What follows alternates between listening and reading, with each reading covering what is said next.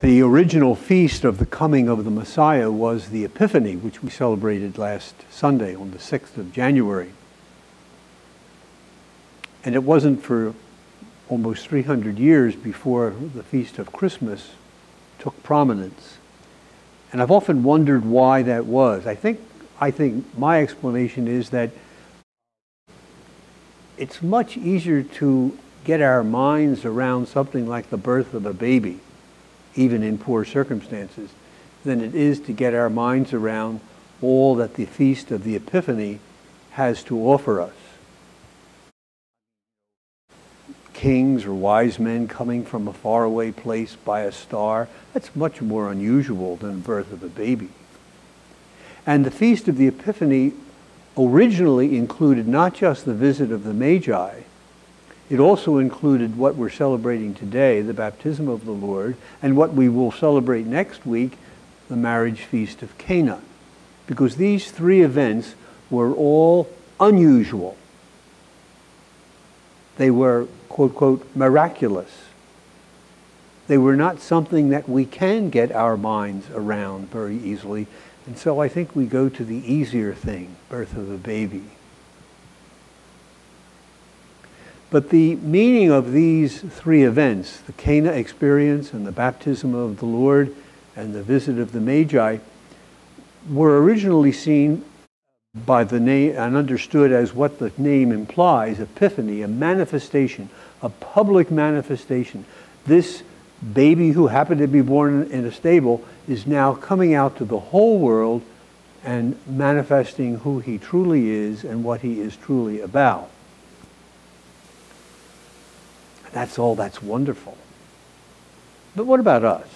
I mean, we don't have experiences like the Magi. Haven't seen a star that meant anything to me in my whole life. Baptism, can hardly remember it. Can't remember it. Happened long ago. I don't do wedding feasts and keep the wine going. I mean, it's not part of my ministry. This stuff is alien. It's unusual, but it's all this God making himself known in the person of this child who happened to be born in a stable. And I think what we have to remember is, first of all, two things. This making known, this manifestation of God's mercy in the person of Jesus is something which, although it was manifested in these events, is an ongoing experience. People are looking for it, thirsting for it, and need to experience it. And those of us who have had the experience are the ones who are the purveyors of this manifestation in our time. But you can say, well, I haven't really had any big manifestation. I live by faith, not by sight, right? But I think we sell God short. I think he's continually making himself known to us outside of the Word, not just in the celebration of the sacrament, but in our constant encounters with other human beings. Relationship is everything, even the bad ones. Because in all of these relationships, God is revealing himself to us. But we're not looking for it. And sometimes we're actually trying to avoid it, consciously or subconsciously. He makes himself known through others. Just like he made himself known through this child born of Mary in a stable.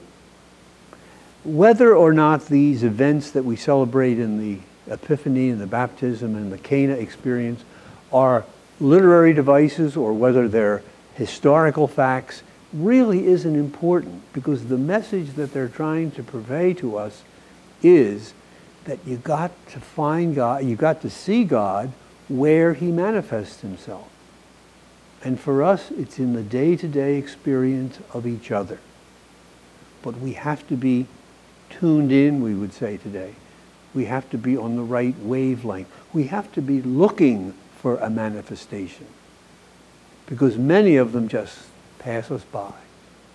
So in the year ahead, we begin next This coming week, beginning tomorrow, we call it ordinary time, which has nothing to do with its quality.